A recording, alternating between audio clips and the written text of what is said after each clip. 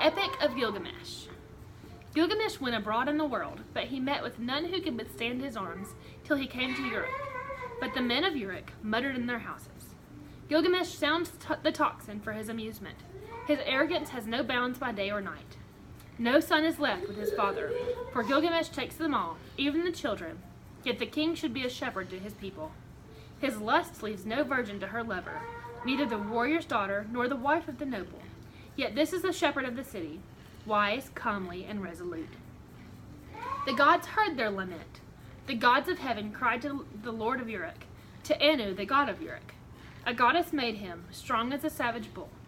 None can withstand his arms. No son is left with his father, for Gilgamesh takes them all. And is this the king, the shepherd of his people? His lust leaves no virgin to her lover, neither the warrior's daughter nor the wife of the noble. When Anu had heard their lamentation, the gods cried to Aruru, the goddess of creation. You made him, O Aruru. Now create his equal, let it be as like him as his own reflection. His second self, stormy heart for stormy heart. Let them contend together and leave Uruk in quiet. So the goddess conceived an image in her mind, and it was of the stuff of Anu of the firmament. She dipped her hands in water and pinched off clay. She let it fall in the wilderness, and noble Enkidu was created. There was virtue in him of the god of war, of Nurta himself. His body was rough. He had long hair like a woman's. It waved like the hair of Nisaba, the goddess of corn. His body was covered with matted hair like Semugans, the god of cattle. He was innocent of mankind. He knew nothing of the cultivated land. Enkidu ate grass in the hills with the gazelle and lurked with wild beasts at the water holes. He had joy of the water with the herds of wild game. But there was a trapper who met him one day face to face at the drinking hole, for the wild game had entered his territory. On 3 days he met him face to face, and the trapper was frozen with fear. He went back to his house with the game that he had caught, and he was dumb, benumbed with terror. His face was altered like that of one who has made a long journey. With awe in his heart he spoke to his father. Father, there is a man unlike any other who comes down from the hills. He is the strongest in the world. He is like an immortal from heaven. He ranges over the hills with wild beasts and eats grass. The ranges through your land and comes down to the wells. I am afraid and dare not go near him. He fills in the pits which I dig and tears up my traps set for the game.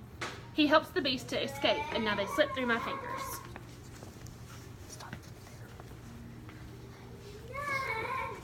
His father opened his mouth and said to the trapper, My son in Uruk lives Gilgamesh. No one has ever prevailed against him. He is strong as a star from heaven. Go to Uruk, find Gilgamesh, extol the strength of this wild man. Ask him to give you a harlot, a wanton from the temple of love. Return with her. Let her woman's power overpower this man. When next he comes down to drink at the wells, she will be there, stripped naked. And when he sees her beckoning him, will embrace her, and then the wild beasts will reject him. So the trapper set out on his journey to Uruk and addressed himself to Gilgamesh, saying, A man unlike any other is roaming now in the pastures. He is as strong as a star from the heaven, and I'm afraid to approach him.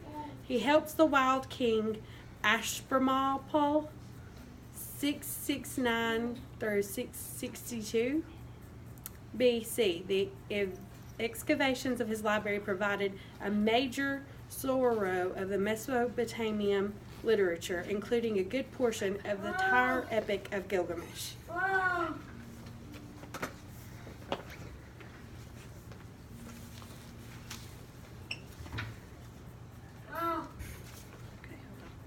He helps the wild game to escape. He fills in my pits and pulls up my traps. Gilgamesh said, Trapper, go back and take with you a harlot, a child of pleasure. At the drinking hole she will strip, and when he sees her beckoning, he will embrace her, and the game of the wilderness will surely reject him. Now the trapper returned, taking the harlot with him. After 3 days' journey, they came to the drinking hole, and there they sat down. The harlot and the trapper sat, facing one another and waiting for the game to come. For the first day and for the second day, the two sat waiting, but on the third day, the herds came. They came down to drink, and Enkidu was with them. The small wild creatures of the plains were glad of the water, and Enkidu with them, who ate grass with the gazelle, and was born in the hills. And she saw him, the savage man, come from far off in the hills. The trapper spoke to her. There he is. Now, woman, make your breasts bare. Have no shame. Do not delay, but welcome his love. Let him see you naked. Let him possess your body. When he comes near, uncover yourself and lie with him. Teach him, the savage man, your woman's art. For when he murmurs love to you, the wild beast that shared his life in the hills will reject him.